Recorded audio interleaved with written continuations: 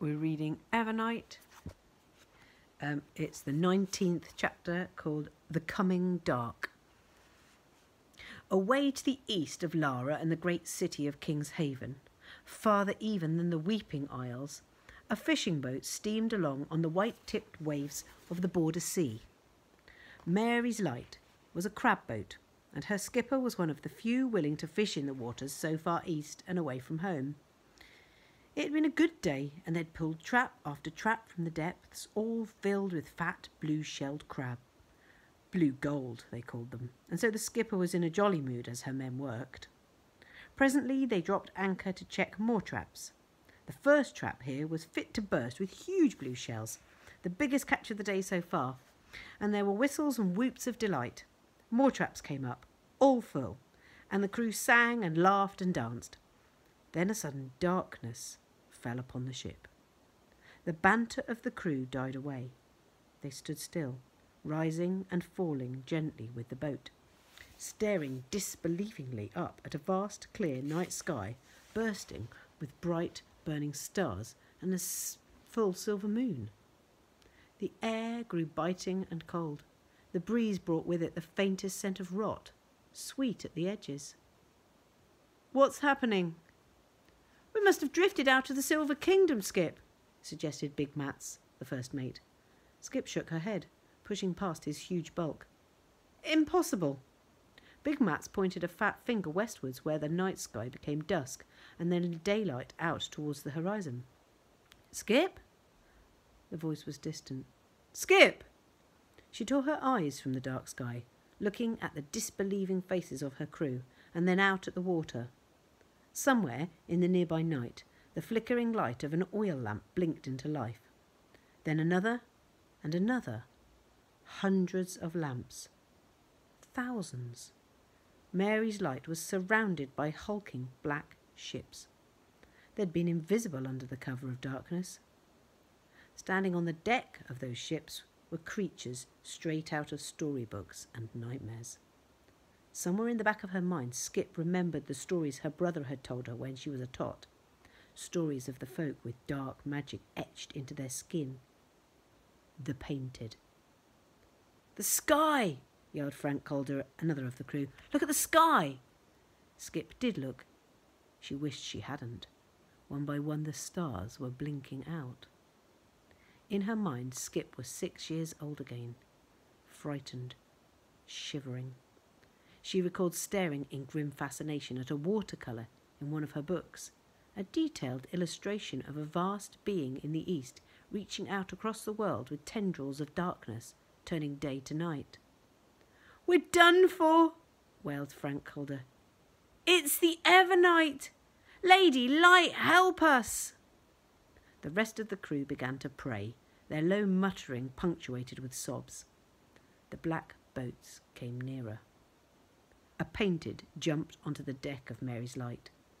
When he stood straight, he was far taller than any man on the boat, and, like all the Painted, it seemed that his muscular arms were too long, his hands hanging down level almost with his knees.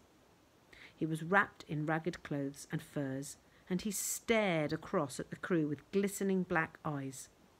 Every inch of his thick grey skin was covered in their tattoos and markings of dark flesh magic. "Don't move," Skip told her crew. "Don't do anything stupid." Big Mats was a damn good crabber, and strong enough to crack a dragon egg, but he wasn't too clever.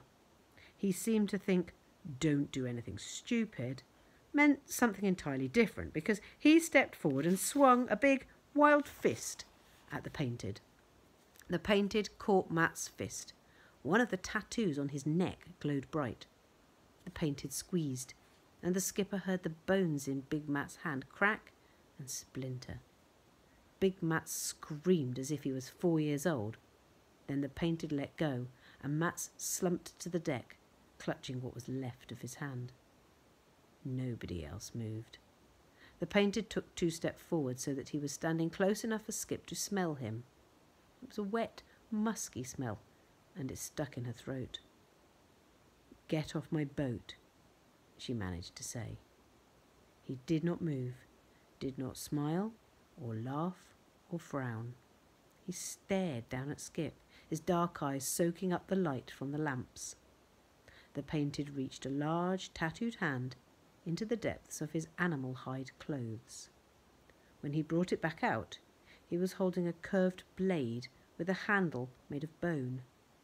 He took the knife and pressed the point of it into his own hand.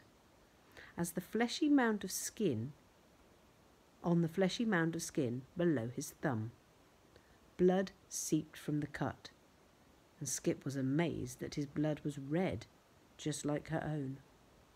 The Painted held his hand out, palm up, so that the blood began pooling in the centre, and he took the knife and held it in his teeth. Then with his free hand he dipped a finger into the pool of blood and pressed it against the skipper's forehead. The blood was warm on her skin.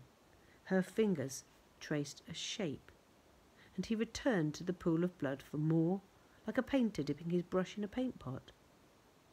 When he was satisfied, the Painted took the knife from between his teeth and raised the blade to the skipper's forehead.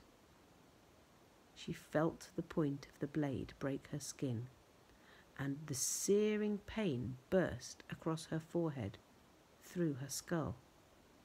If she had been able to move, she would have screamed out and cursed and spat. As the blade carved a shape into her, a pain spread out from the roots, infecting every part of her, her blood and her bones and her flesh, until it became so unbearable she wished for her heart to stop. Skip's eyes rolled upward, and she saw that the stars were completely gone. The sky was black, empty. It swallowed her up. And then the blade left Skip's skin, and the pain shrank and withered. I'm not dead.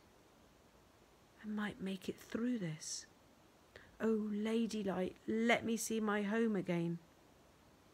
But the darkness in the sky flooded her brain, her every thought, unlocking the doors in her mind, finding her memories, killing them one by one. The first time she held a fishing rod, the smile on her father's face as she cradled that first slippery cold fish in her arms, the smell of fresh bread in her grandmother's kitchen. Keep your fingers to yourself or you'll lose 'em. Skip clung to these, fighting the darkness, holding on. But the people in her memories were faceless now, the places blurred. Her brothers became strangers, and soon even the stories were gone, and the memory of her family and their laughter was sucked into the black abyss, and she no longer knew who she was, or where she was, or what colour the sky ought to be. She only saw the EVERNIGHT. It had become her world, filling her every heartbeat with the instinct to protect it.